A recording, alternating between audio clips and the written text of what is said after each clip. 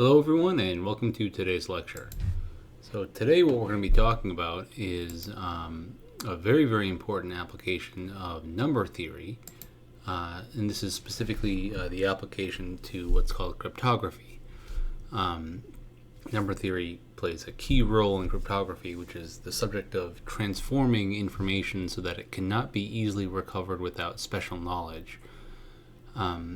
Number theory is the basis of many classical ciphers, first used thousands of years ago and used extensively until the 20th century, when more modern techniques needed to be developed due to various types of attacks.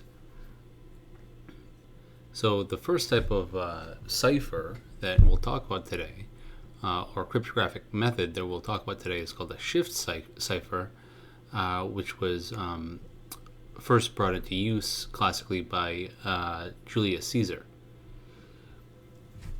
where he made messages secret by shifting each letter of the alphabet 3 letters forward in the alphabet, and then also sending the last 3 letters of the alphabet to the first 3. So the idea here is that this is a basic example of what's called a shift cipher, and we'll start by studying these. We'll then move on to a more advanced cryptosystem called Rsa Cryptography, which was invented in the 1970s, which also has its basis in basic number theory. However, this is still used to this day, and is a very important crypto system to know how to implement and how to use. So what we'll do is we'll explain how the Rsa Cryptosystem works, and we'll include how to encrypt and decrypt messages in this lecture. This Rsa cryptosystem is essentially, it works really well because it's what's called one-sided, and it relies on the fact that large prime numbers are thought to be very difficult to factor. So if you take 2 very large prime numbers and multiply them by one another, you get an even larger integer, which factoring that large integer is very difficult to do, and takes a very large amount of time. Now, with the advent of even more modern ideas in modern computing, such as quantum computing, there are quantum algorithms that have been developed that will basically break RSA cryptosystems relatively easily, because they allow for factoring large numbers.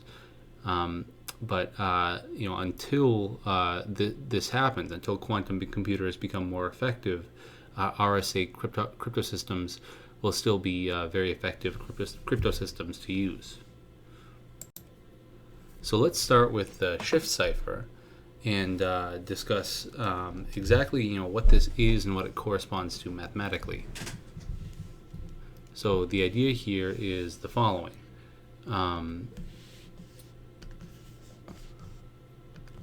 So behind a basic shift cipher,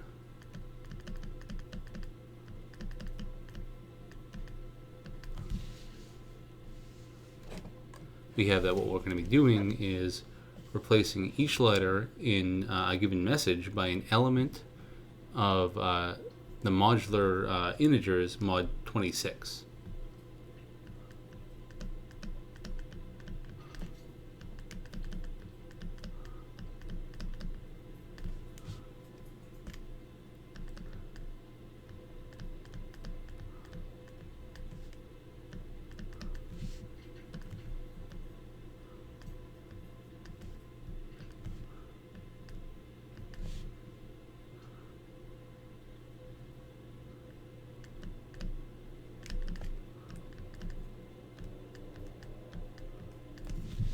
And we're choosing Z26 because in a typical alphabet, the English alphabet from A to Z, we have 26 different letters. So we have a set theoretic bijection between the alphabet A, B, C, D, E, F, G, H, I, J, K, L, M, N, O, P,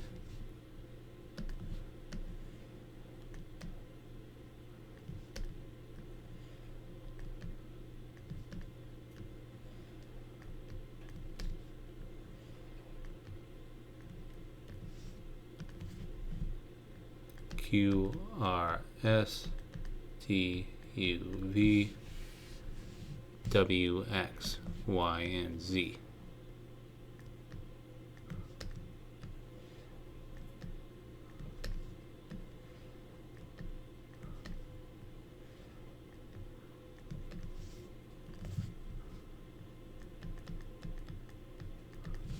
This corresponds to 0, 1, 2, 3, 4, 5, 6, 7, 8, 9, 10, 11, 12, 13, 14, 15, 16, 17, 18, 19, 20, 21, 22, 23, 24, and lastly 25.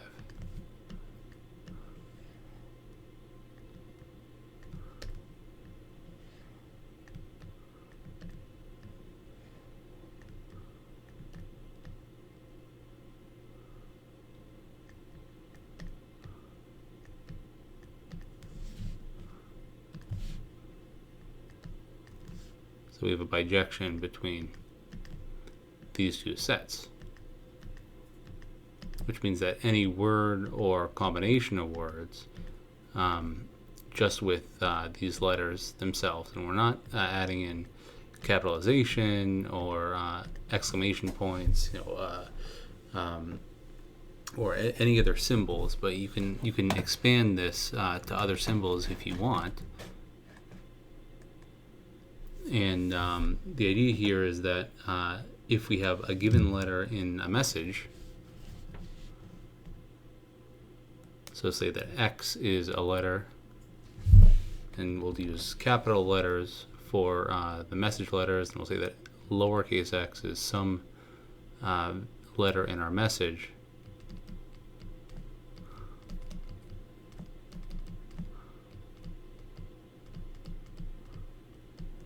Then a basic shift cipher with Shift K,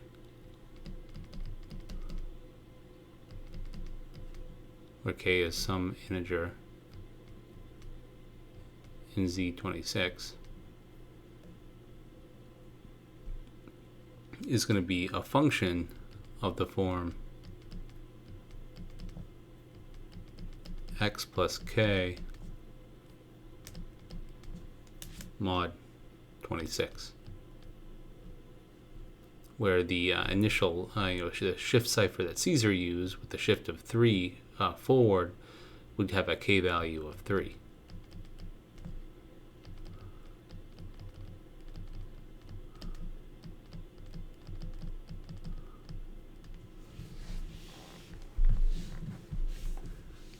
So for example, if we want to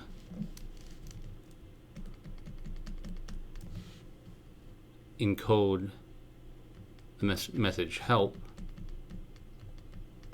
I need somebody help, not just anybody help. You know I need someone help.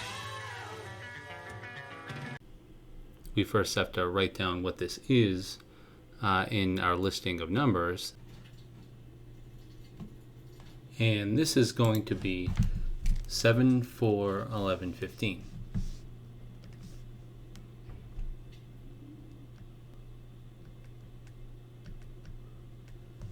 And note that for the single digit numbers, I just put a 0 next to it. It's not required. However, it is a little bit easier to get in the habit of doing that because this is something that we will be doing for RSA cryptography.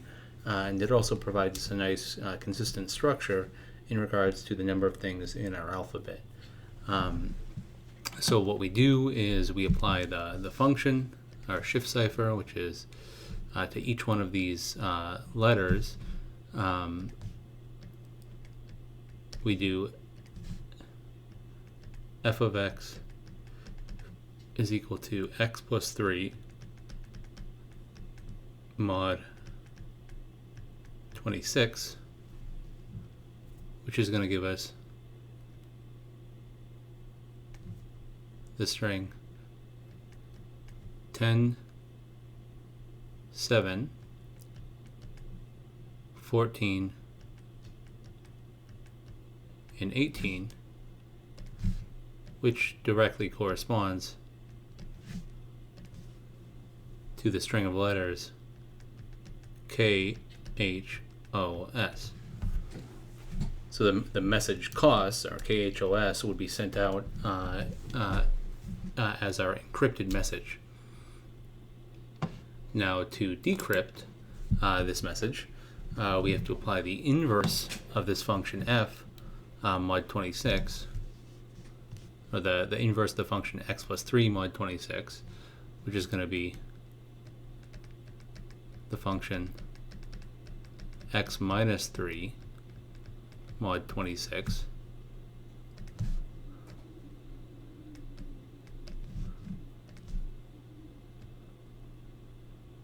which very clearly will give us back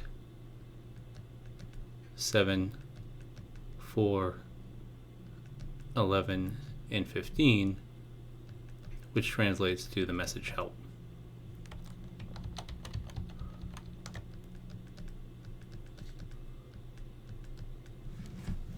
So this is the mathematical basis for how a classic Shift Cipher works.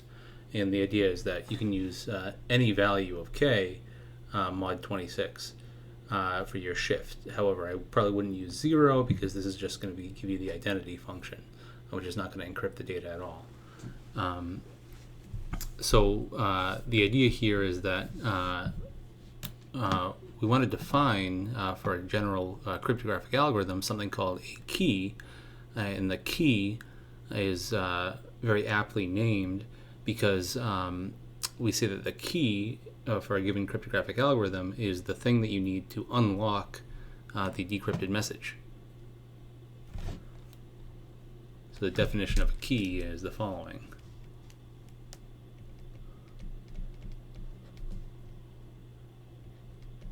A key, or possibly keys, because in general we could have multiple,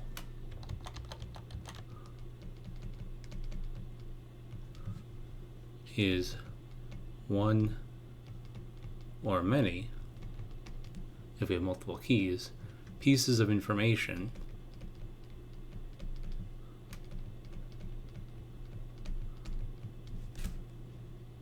needed to encrypt and or decrypt a given message.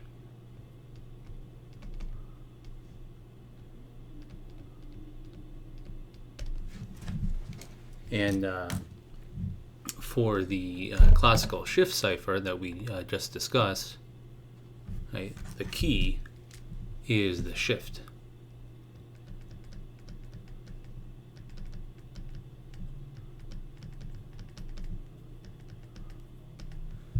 Because this gives us exactly what we need to decrypt the data, knowing that the Shift Cipher is being used. Now, the Shift Cipher is rather insecure, and I shouldn't say rather, it's very, very, very insecure. There are many different ways of cracking a Shift Cipher. You can go through and use statistical methods. So you use the most frequent letters in the alphabet, and the idea is that the longer your message is, the easier it is to crack in a Shift Cipher, because the more information you have about the relative distribution of letters, right? In English the English language, or in any other language for that matter, there'll be certain letters that appear more frequently, probabilistically, than others. So this is just one way of attacking a shift cipher. However, there are many different ways of doing this. So you consider a brute force attack, which just tries every single possible shift value in a number of different alphabets that you might be using. This would be another way of attacking a crypt cipher that's rather effective and not too difficult to do. And another point that I want to bring up is the definition of what's called a private key cryptosystem, of which the shift cipher is a prime example. So we have a difference between what's called a private key cryptosystem and a public key cryptosystem. We'll explain public key a little bit later on in the lecture, but a private key cryptosystem is a cryptographic method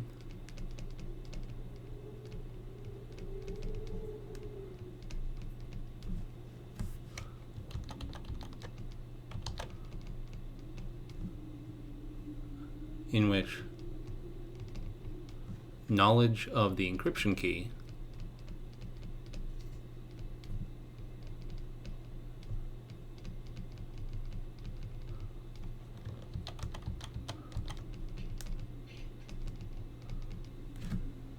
allows for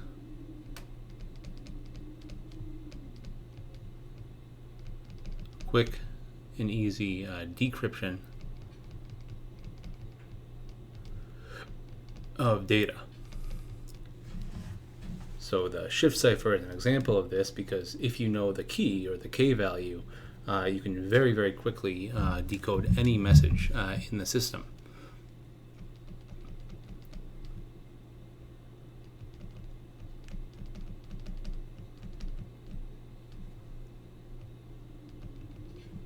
And what we'll do now is consider a slightly more general version of the shift cipher, which uses a little bit more number theory, and this is called an affine cipher.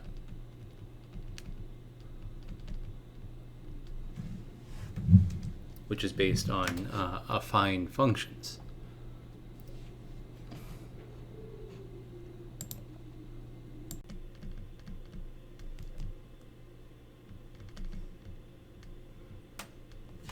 And this is a shift cipher with multiplication by some integer a. So you think of it like a stretching and a shifting as well.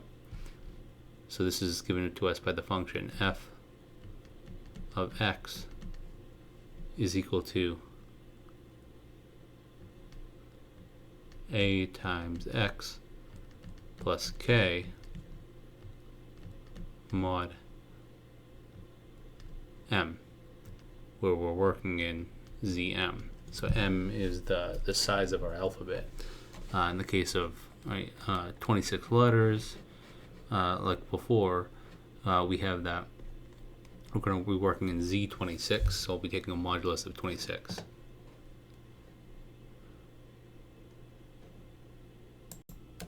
Now, I need to point out an important thing about affine ciphers. We need to have that greatest common divisor of the multiplier by x. So a and m is equal to 1, because we need to be able to find an inverse of a with respect to m, or modulo m, in order to have a well-posed decryption method.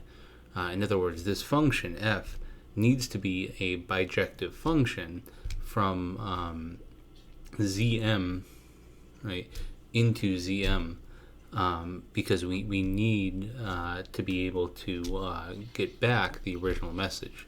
If it's not a bijective function, then we won't have this. And it's relatively easy to go through and show that it will be bijective if and only if the greatest common divisor of a and m is 1, or a has an inverse modulo m.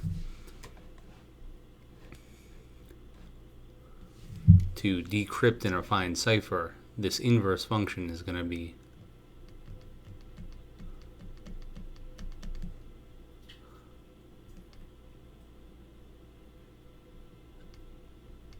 a bar times x minus k mod m,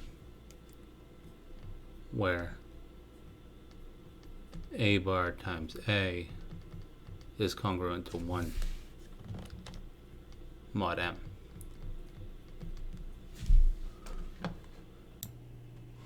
Oops, and I just realized that it should be a bar times a is congruent to 1 mod m, because a bar is the inverse of a modulo m. And I really want to emphasize here that it's really, really important, right, that the GCD of the multiplier a and m is 1, so that we're guaranteed this inverse, and this guarantees that f is a bijective function, which guarantees that we'll be able to decrypt our data once we encrypt the data. So this is very, very important.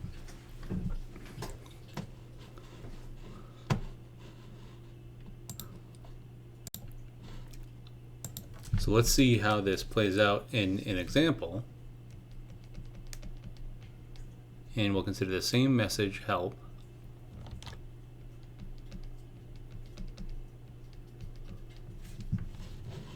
And what we'll use is the following for our values of a and k. We'll use the same shift value that we used before, and additionally we have another value, a, which we must specify. So we'll use a equals 3. The shift value is 3, and the multiplier value is 3 as well. And it's very easy to see that the GCD of a and 26 is equal to 1. 26 is our modulus. The GCD of 3 and 26 is 1, because 3 is a prime number. Thus, we can find the inverse of 3 mod 26. And our encryption function is a bijective function. So we know from before that help is 0, 7, 0, 4, 11, and 15. And when we apply our function, f of x is equal to 3 times x plus 3 mod 26, we end up getting the message 24, 15, 10, 22, which is the message Y, P, K, W. So this is the message that would be sent as an encrypted message in this crypto system.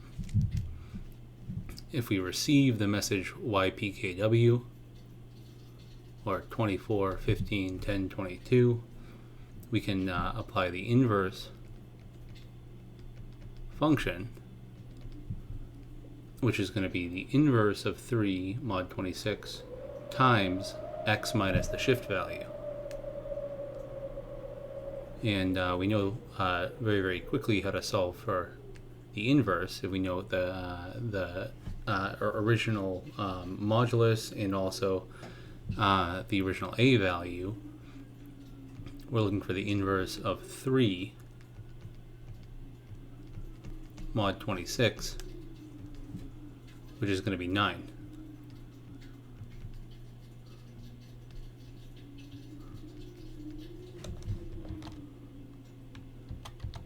So the value of 9 is what we need to use in our inverse function.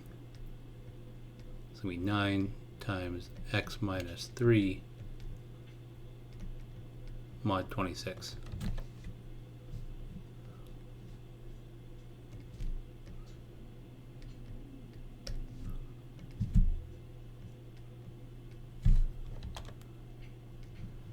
And when we do this on each one of these values, 9 times x minus 3 for each one of these letters, we get 0, 7, 04, 11, and 15, which is the original message, help. So the key here is the values A and K.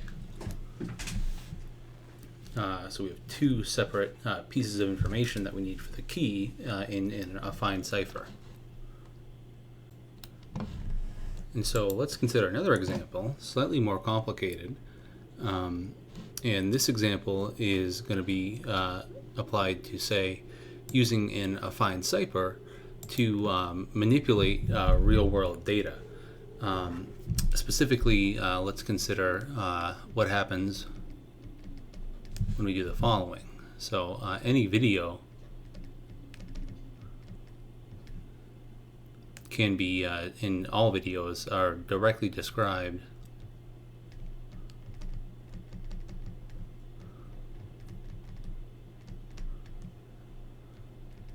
by the frames of the video, or the still frames. So just a collection of frames, and each one of these frames can be represented as an array of values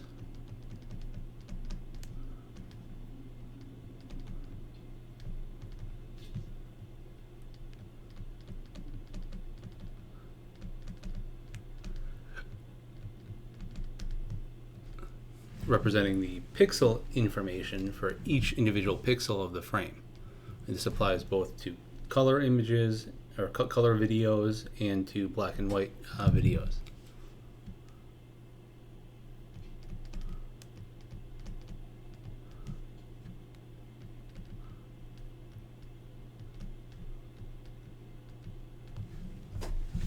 So what we can do is apply a Shift Cipher to any given video, each frame of any given video in Z256, because each possible value is going to be from 0 to 255.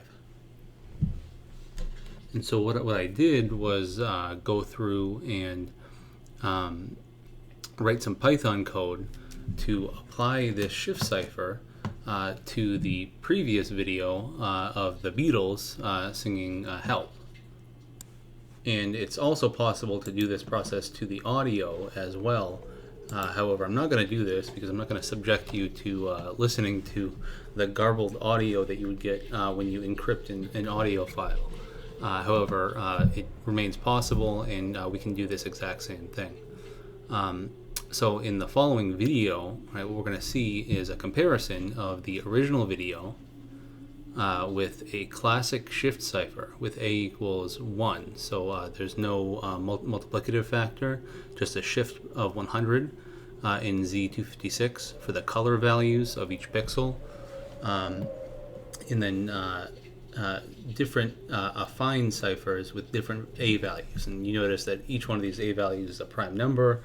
So it'll be relatively prime to the modulus of 256 in each one of these cases.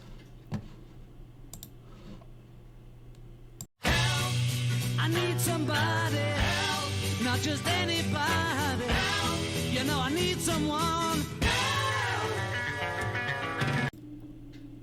So this is a pretty cool example of showing how to take real world data and use this idea on it.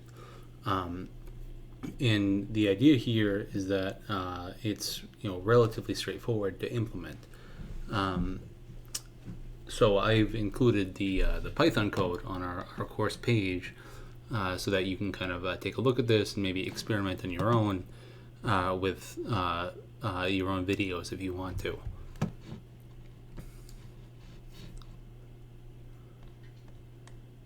So the idea here is that we've defined a key and private key cryptosystem so far, and now what we want to do is move on and start getting into a more advanced cryptosystem, which is actually still in use for the reasons that I mentioned earlier. This is called RSA, but more generally speaking, what we want to do is define what a public key cryptosystem is. and how it differs from a private key crypto system. And as we've seen, right, all classical ciphers, Shift Ciphers, Affine ciphers, and many others are examples of private key crypto systems, where if you know the encryption key, you can quickly decrypt the data, and the key has to be kept private between users. And this is a major disadvantage, because two parties who wish to communicate in secret must share the secret key and keep it secret, because anyone who knows the key can both encrypt and decrypt messages. So they need to two parties who wish to communicate using private key crypto system need to securely exchange the key. Of which there are methods of doing this. However, I won't be getting into this in the lecture. There are other forms of private key crypto systems that are used more modernly. In particular, the U.S. government standard for private key cryptography is called the Advanced Encryption Standard, AES. It's extremely complex and considered highly resistant to cryptanalysis. However, it still shares this property that for secure communication, keys need to be shared. To avoid this need for keys to be shared by every pair of parties that wish to communicate securely, in the 70s, cryptologists introduced the concept of public key cryptosystems.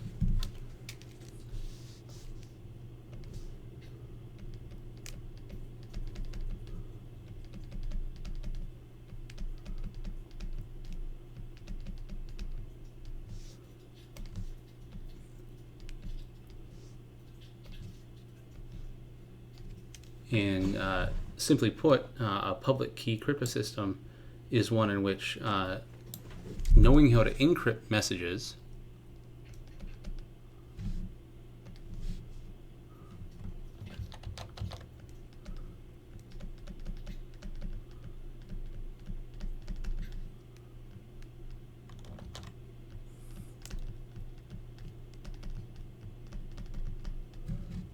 so knowledge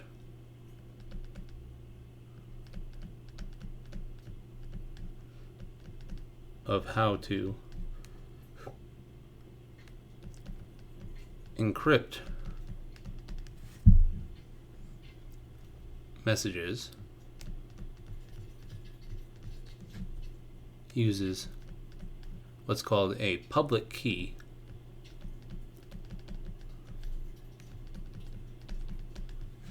which is available to anyone who wants to encrypt a message.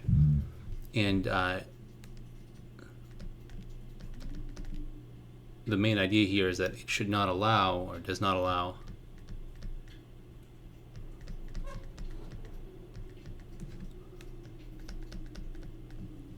one to decrypt messages.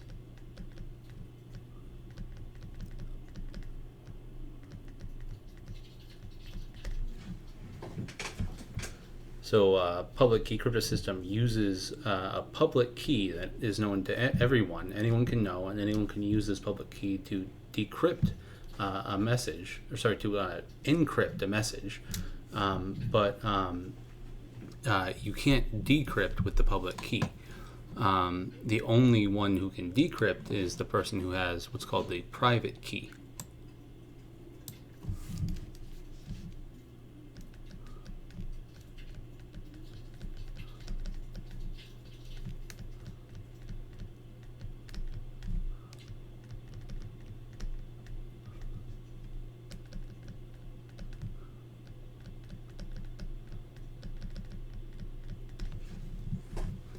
And the idea here is that in a public key crypto system, knowing how to send an encrypted message does not help decrypt messages. In a public key system, everyone can have a publicly known encryption key, and only the decryption keys are kept secret, and thus only the intended recipient of a message can decrypt it, because as far as is currently known, for these public key systems, knowledge of the encryption key does not let someone recover the original message without an extraordinary amount of work. It's just billions of years of computer time.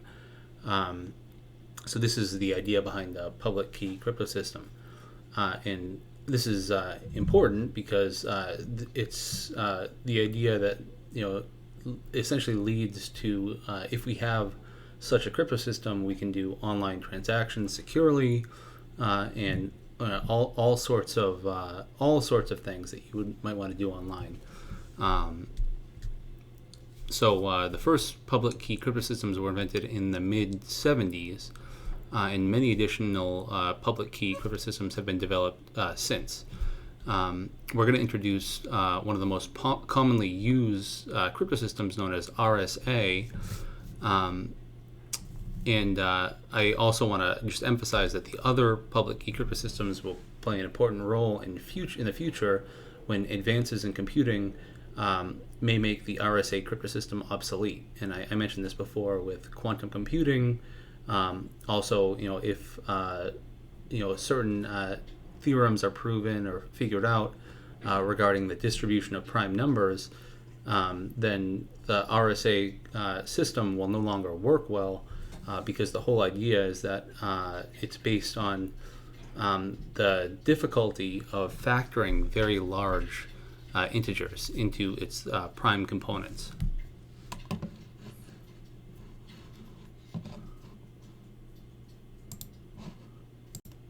So you can see that if you're able to factor a very large prime very quickly, then the RSA system will not work anymore, because it's solely based on this difficulty.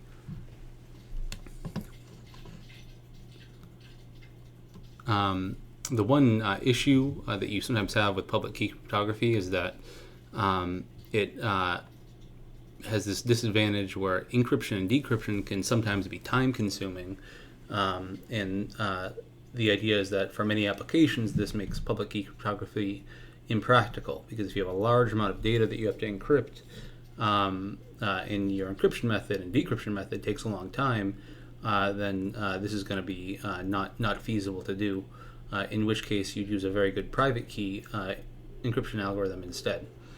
But the idea here is that we can still use public key cryptography when we exchange keys as well.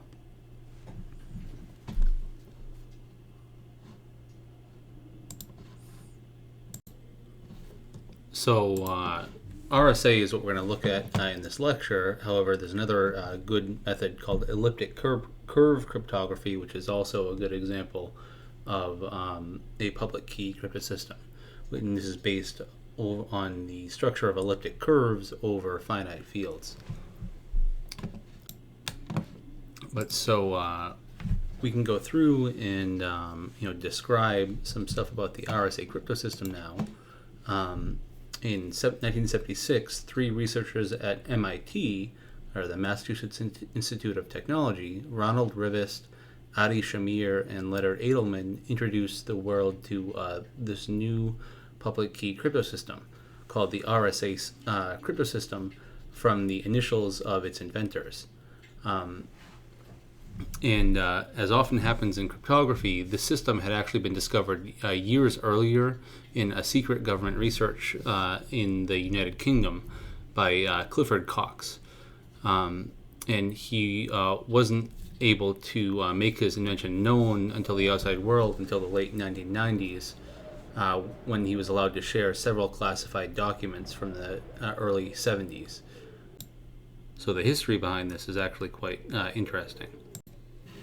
So the idea here behind RSA is the following. In this cryptosystem, every individual has an encryption key,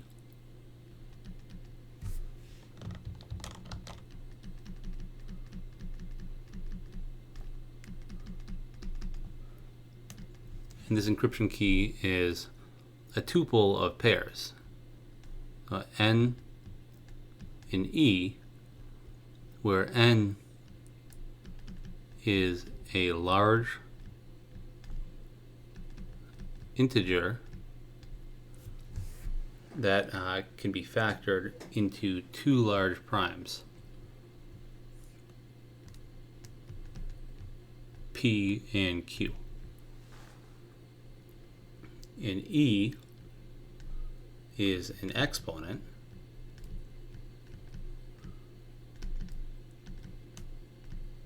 also an integer, such that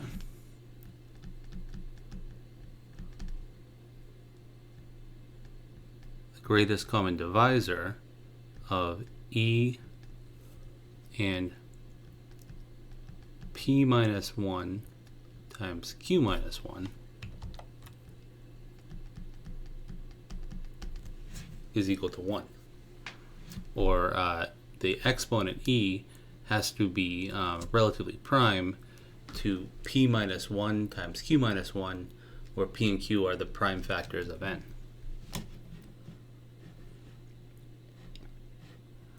So to produce a usable key, two large primes must first be found, which can be done quickly on a computer using probabilistic primality tests. However, the idea is that if, say, P is 300 digits and Q is 300 digits, then the product of these primes, N, is approximately 600 digits, and the idea is that it cannot, as far as is currently known, be factored in a reasonable amount of time. Like I've said, there are many advances that might change this, but for now, this is a very hard problem, factoring large primes. So solving for P and Q, given a very, very large N, is just not possible without a very, very large amount of computation time.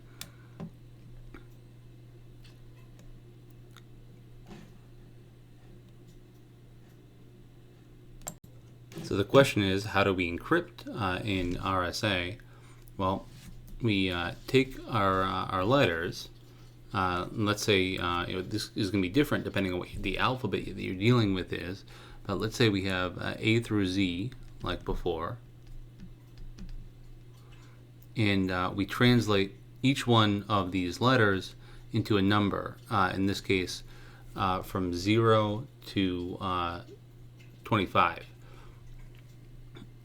However, we have a very important thing here that we have to do for RSA cryptography.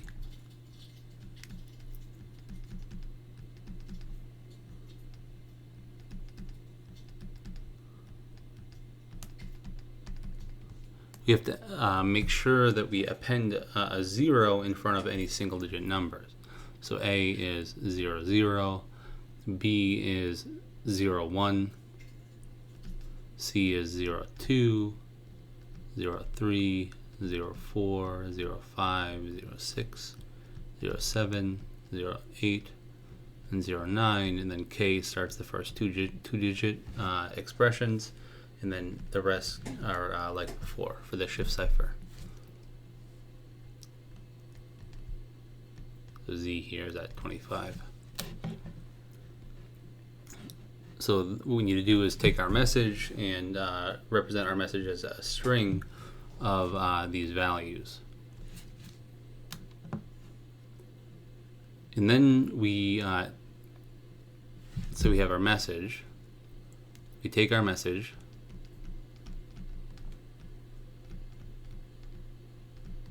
and cut it up, or concatenate it, each one of these two-digit numbers into strings of digits, such that each one of these strings is an equally sized block of 2 times n digits.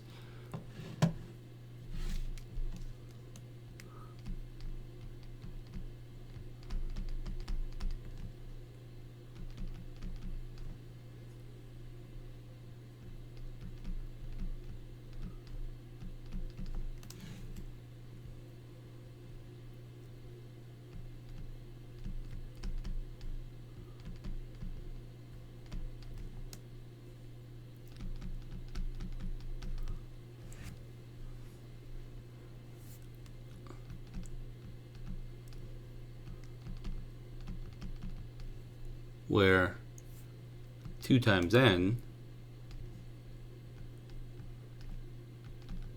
is the largest even number such that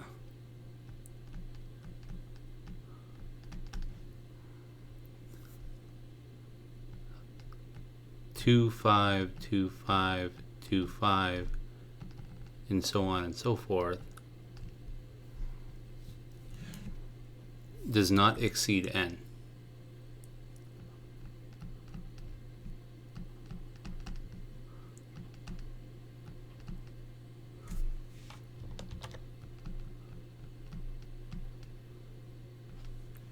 The 2, 5 here is coming from the maximum number of elements needed to describe each one of the letters in our alphabet, and the idea here is that these blocks are going to be what essentially make this possible.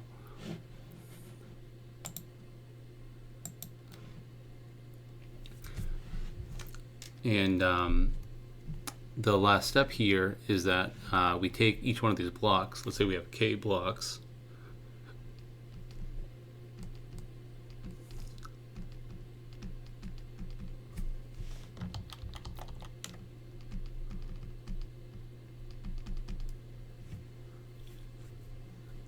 And if we have k blocks, then we need to transform each one of these blocks, and each one of these blocks is an integer inside, that's inside the range specified before.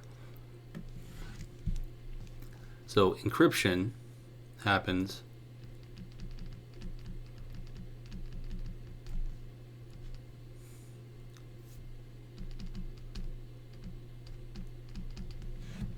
by considering the blocks C1, C2, and so on and so forth, all the way up to CK, such that CI is equal to MI to the exponent E mod n. So it's the remainder upon division of the mi to the power e by the big natural number n.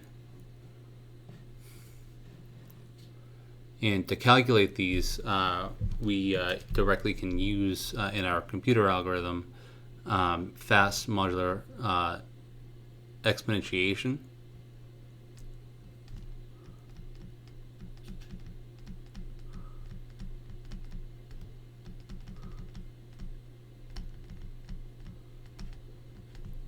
To get this encryption step done very fast. So this is, again, another application of some of the stuff we've talked about. So let's see this in an example, and we'll just stick with the same message we've been considering, the message help. So this is going to be written in our number representation as 0, 7, 0, 4, 11, and 15. And what we'll do is we'll use a relatively small key and exponent just so that you can get the idea of this. And this is the same as in example 8 in the book. So we'll use the key. This is the public key.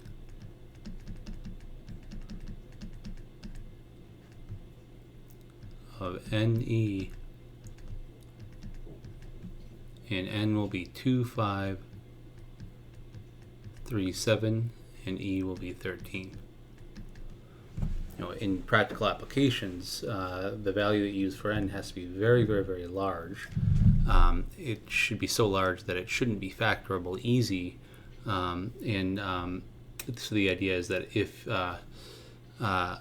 you use a n that's too small, you can very easily break this algorithm by just factoring this integer. So for instance, 2, 5, 3, 7 factors into the multiplication of the 2 primes, 43 and 59.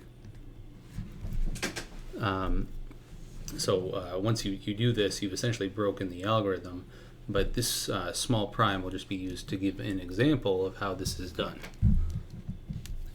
So first thing we need to do is check that the greatest common divisor of the exponent, which is 13, and p minus 1 times q minus 1 is equal to 1.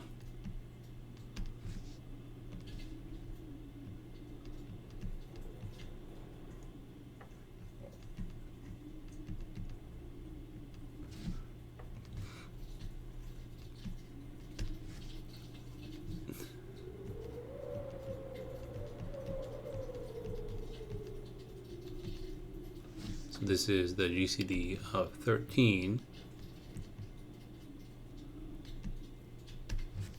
and 42 times 58.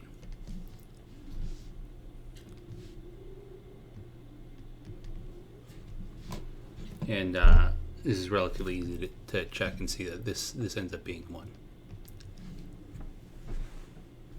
And so the idea here is that this is going to be a valid, the RSA method with these values for our key, or our public key, is going to be a valid method of encrypting our data.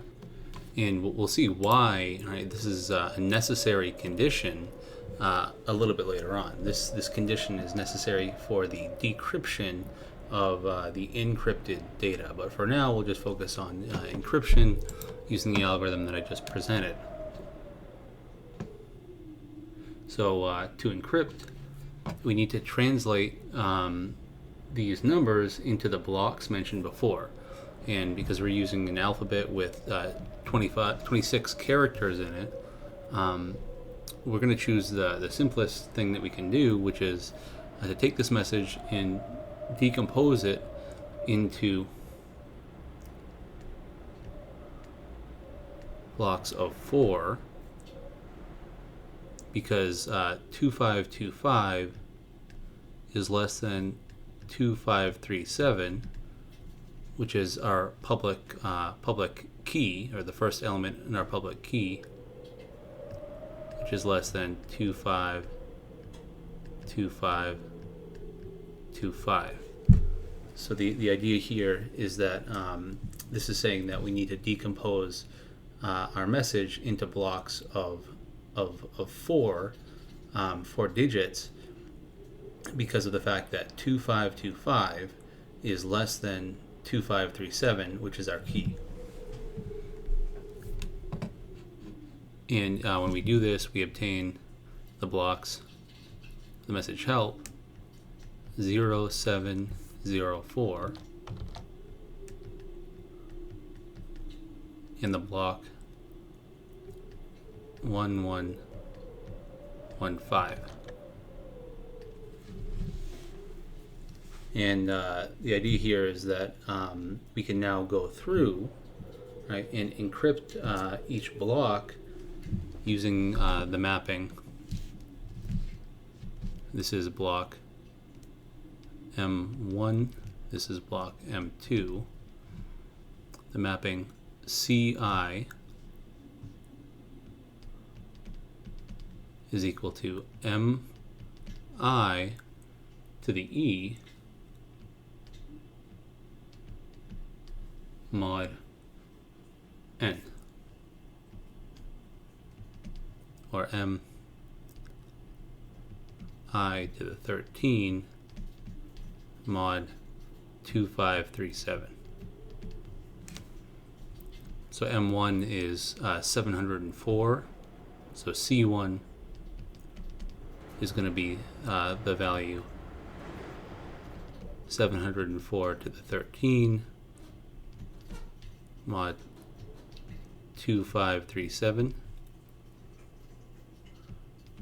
and C2 is going to be the value 1115 to the 13 mod 2537. And so if we do this either by hand or using a calculator, we get that C1 is equal to 981, which is 0981, and C2 is equal to 461, which is 0461. So original message is M1, M2, 0704, 115, and our ciphertext message is 0981, 0461.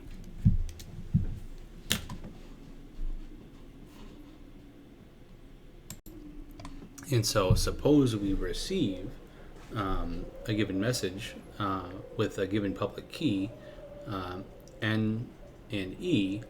How do we decrypt? What is the private decryption key that we need to decrypt? Well, the idea here is going to be directly due to a number of the results we proved in number theory. Specifically, we need to have an inverse of the exponent, E, mod P minus 1, Q minus 1. So the decryption key, or the private key that we need,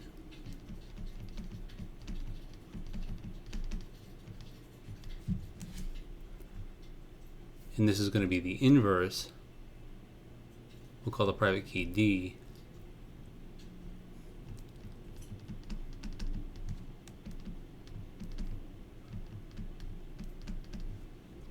this is the inverse of the exponent E modulo P minus 1 times Q minus 1.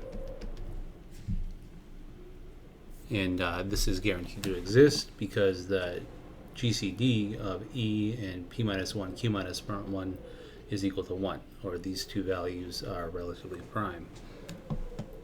And this also shows why we need N to be large enough so that it's very, very hard to find P and Q, the factors of N. If it's not difficult to find these values, then it's relatively easy to go through and find the private key. And this is the reason that RSA cryptography is essentially based on this problem of factoring large prime numbers. And to see this, what we're going to do is we're going to note that D satisfies the equation D times E is congruent to 1 mod P minus 1 Q minus 1.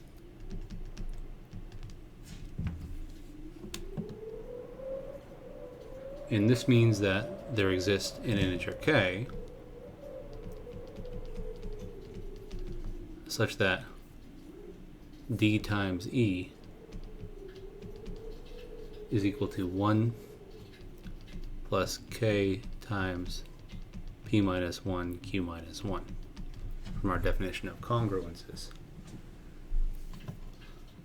And it then follows that for any block of the ciphertext C to the power D, our encryption key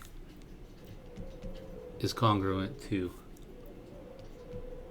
M to the power E to the power D,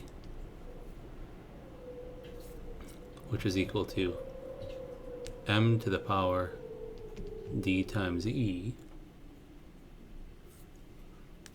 which is equal to M to the power 1 plus k times P minus 1 Q minus 1 mod M, or mod N.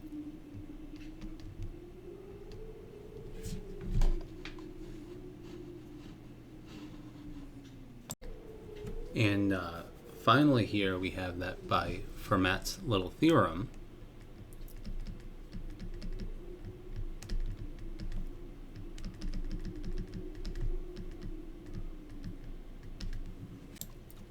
which was described at the end of the number theory lecture. We have that as long as the GCD of M, the modulus, and P is equal to 1, and the GCD of the modulus of m and q is equal to 1, which holds except in rare cases, we can say the following. That m to the power p minus 1 is congruent to 1 mod p, and m to the power q minus 1 is congruent to 1 mod q.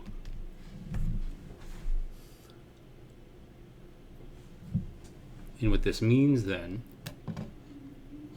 is that c to the d,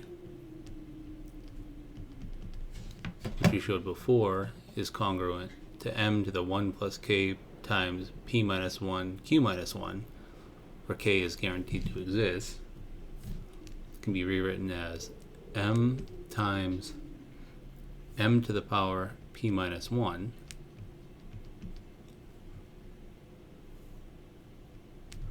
to the power k times q minus 1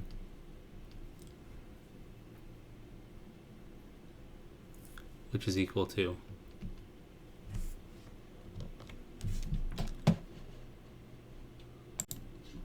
which is congruent to m times 1, which is equal to m mod p.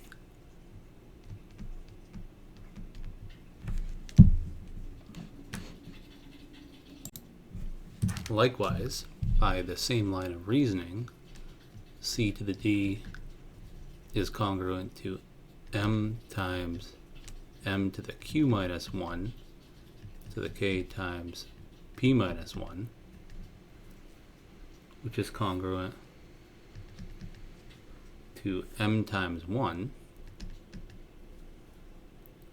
which is equal to m mod q. So we have two congruences, equation 1 and equation 2, which we can apply the Chinese remainder theorem to get the following.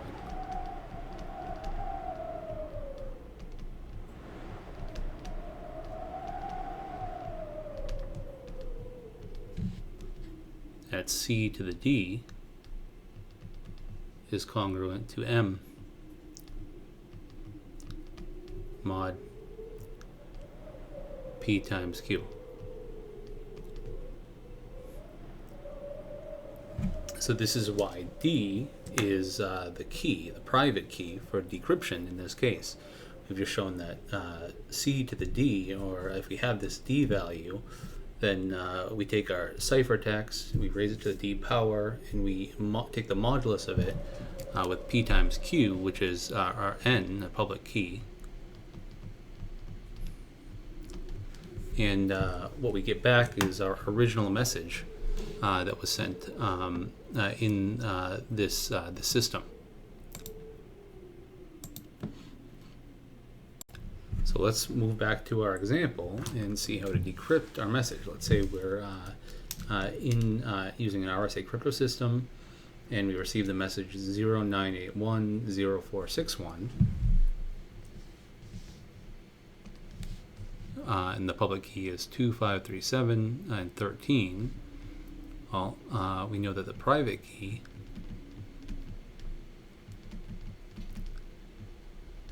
is going to be that D value, the exponent. Specifically, it's the inverse of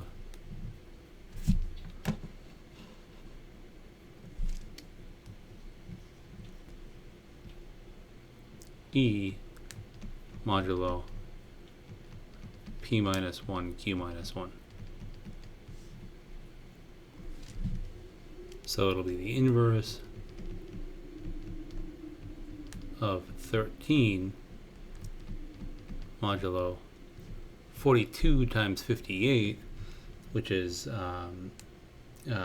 modulo 2436. So it'll be the value d times 13. It's congruent to 1 mod 2436. And sure enough, you can go through using any of the standard algorithms that we've shown to get that d is going to be 937.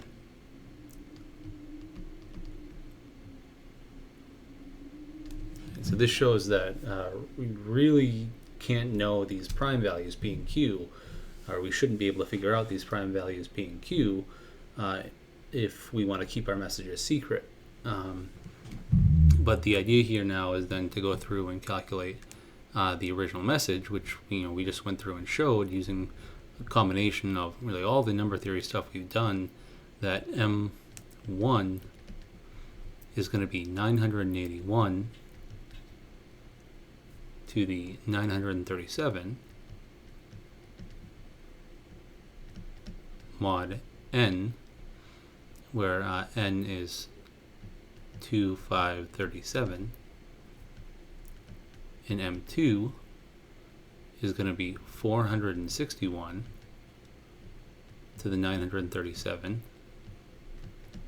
mod 2537, which after another fast modular exponentiation calculation for this and for this, we end up getting 704.